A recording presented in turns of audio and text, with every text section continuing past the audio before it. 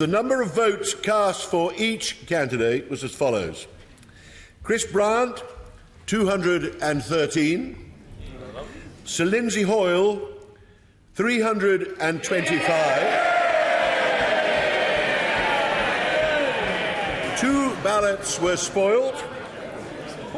Sir Lindsay Hoyle has obviously secured more than 50% of the ballots cast. So the motion before the House, the question is that Sir Lindsay Hoyle takes the chair of this House as Speaker. As many as are of that opinion say aye. Aye. To the contrary, no. I think the ayes have it. The ayes have it. I invite Sir Lindsay Hoyle to take the chair of the House.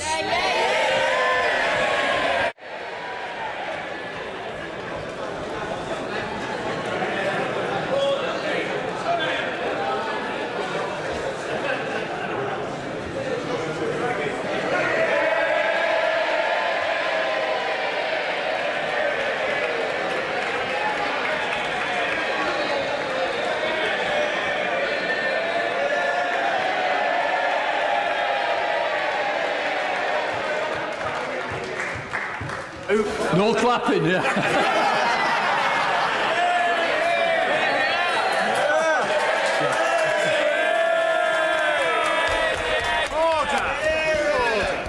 Order. Can I just say, Mr. Clark, thank you for the way that we've kept you longer than expected.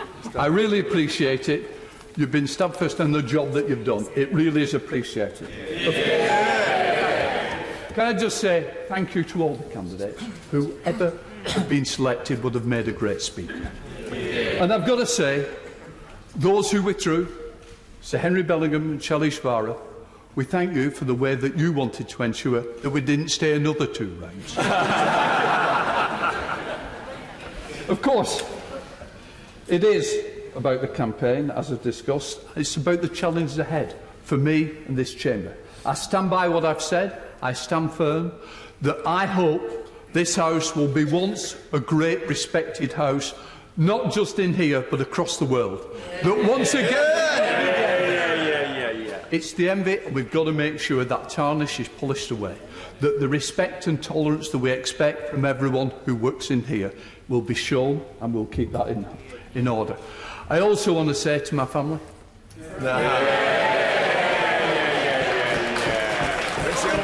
no clapping.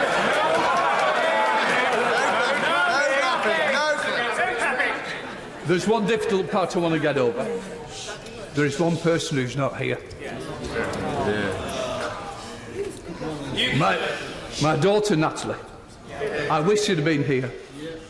We all miss her as a family, no more so than her mum Miriam. I've got to say, she was everything to all of us. She will always be missed, but she will always be in our thoughts. I want to hopefully show that the experience I've shown previously will continue. As I promised, I will be neutral. I will be transparent. I think this House, we can do more to ensure that that transparency continues, no more so than I believe of the Commission. I have never sat on the Commission. I've never even seen the minutes of the Commission. So I do believe there is a little bit of transparency once again. And I've got to say, thank you, as I said, to my family, but also thank you to my office. They're also with me tonight. They've been with me for a long time. In fact, Bev, who's up there, and she'll get all embarrassed, has been with me for 21 years. She left university and said, I'm never going to get married, I'm never going to have children, I don't want any of this life. Guess what? She's married, she's got children, and she's still with me. And the same with Peter and Mike. They've done a fantastic job. They've been really good. So what I would say is, can I say thank you to everybody? It's been a long night. I don't want to keep you any more, but I do stand by what I've said. This House will change, but it will change for the better. Thank you, everyone.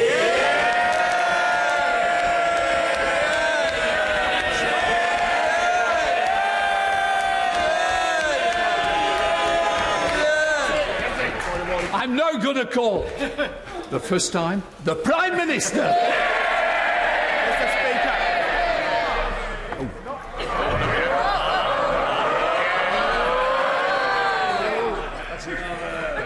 mistake. First out. Mr. Speaker, I know that you'll want to. Mr. Speaker, I know you want to join with me in thanking, first of all, the Father of the House for the way he's conducted today's proceedings, and I pay renewed. Where is he? There he is. I pay renewed tributes to my right honourable and learned friend, who outranks just about every member, not just in length of service, but also in distinction, Mr. Speaker. He has held 6 cabinet posts, including 2 offices of state, and his hush puppies have been found propped up on the desk of ministerial offices in 4 separate decades, Mr. Speaker. And his continuing physical and intellectual robustness are a tribute to the benefits of a lifetime's diet, Mr. Speaker, of beer and curry and Castell cigars, all of which I hope he will continue to enjoy in a long and happy retirement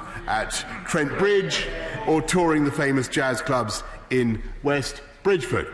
Mr. Speaker, in congratulating you on your election, I observe that you have prevailed over an extremely strong field, and that every other candidate earlier on spoke forcefully and well. And I'm not going to presume, Mr. Speaker, to identify exactly what characteristics other members of this House saw in you when they elected you just now. But I'm speaking for myself. After long, happy years of dealing with you, I think I know what it is. And let me say, whenever any of us is preparing to speak in this chamber, we all know that there is a moment between standing up and when the Speaker calls you, when your heart is in your mouth. And in that moment of anxiety about whether you're going to make a fool of yourself and so on, and indeed at the moment when we sit down amid deafening silence, the kindliness of the Speaker, the kindliness of the Speaker is absolutely critical to our confidence and the way we behave. And, Mr. Speaker, over the years I have observed that you have many good qualities, and I'm sure you will stick up for backbenchers in the way that you have proposed, and I'm sure that you will adhere to a strict Newtonian concept of time in PMQs.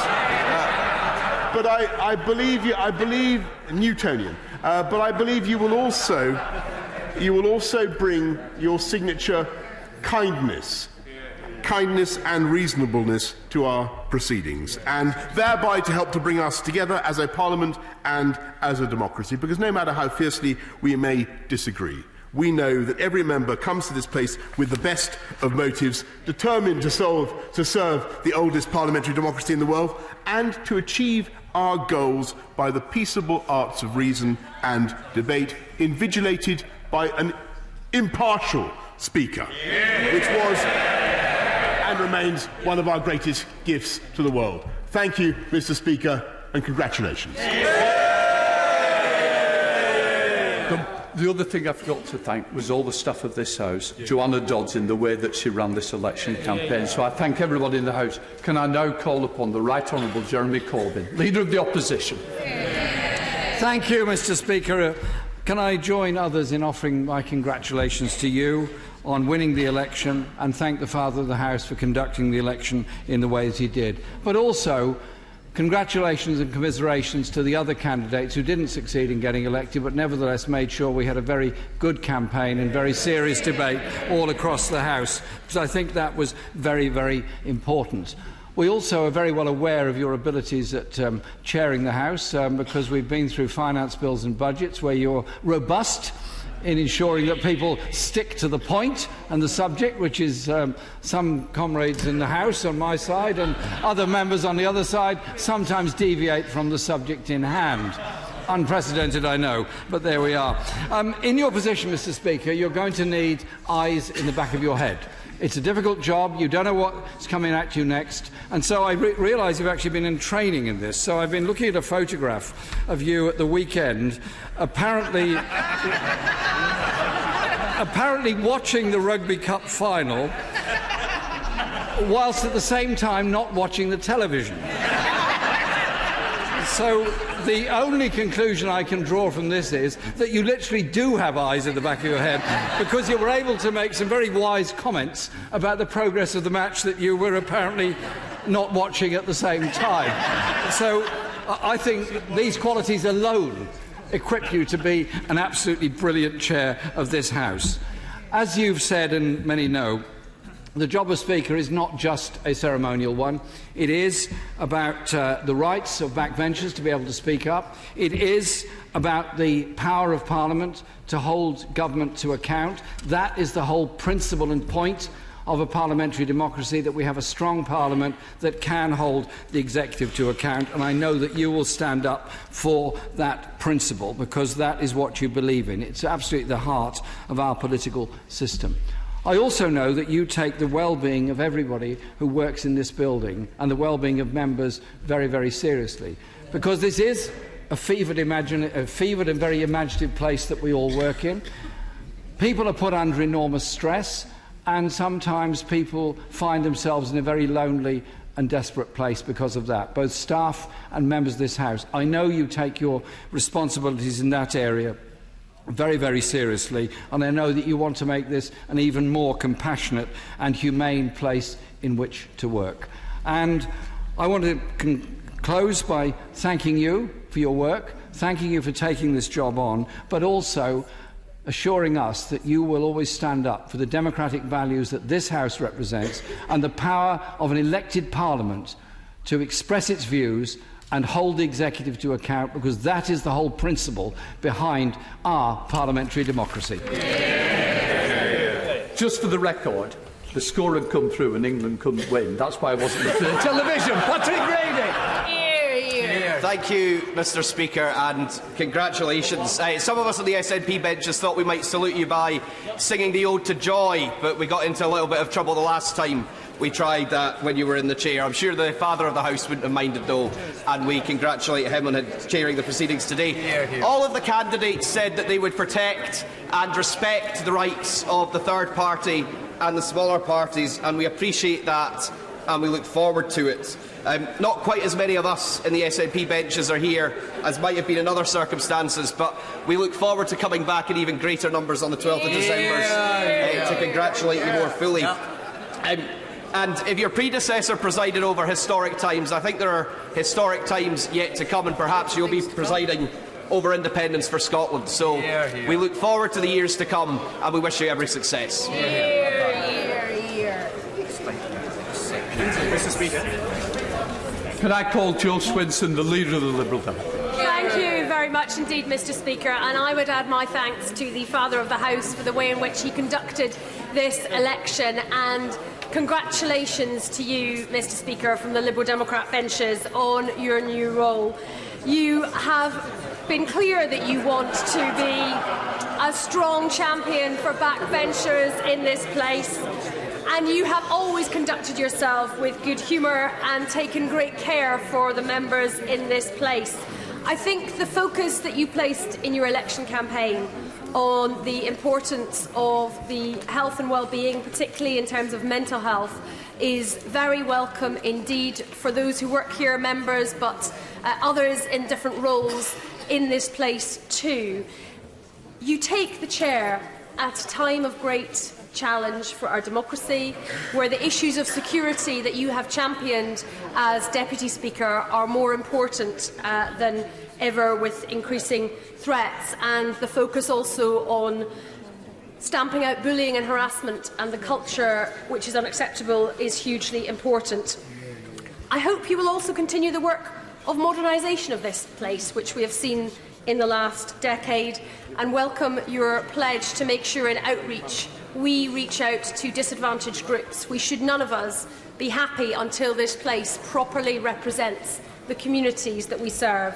So I wish you well in your new role. It is not one which will necessarily be a popularity contest and that you will find yourself welcomed by everybody, but I may at least hope that you will frustrate the various sides of this House equally.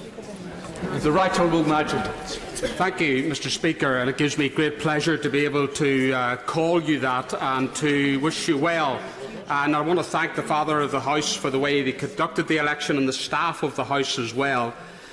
You've already demonstrated, Mr Speaker, in your role in the chair on certain occasions how you intend to conduct yourself, and that will be welcomed, I think, across the House. I think the House is looking for a breath of fresh air and a way forward which is broadly based, and I think your vote tonight reflects a broad consensus across the House. So I wish you extremely well for the future and your family, and of course all the challenges that you have been through in recent times. You've come through it all the stronger and much admired, and you've been a good friend, not just when you were seeking votes, but long before that as well. Thank you. Prime Minister. Mr. Speaker, I have to signify to the House the pleasure of Her Majesty that this House should present their Speaker this day at 9:35 p.m. in the House of Peers for Her Majesty's royal approbation. Order. The House is suspended till 9:35 p.m. 9:30. 9:30. See, the clocks are on the ball. Thank you, everyone. Thank you. Well done.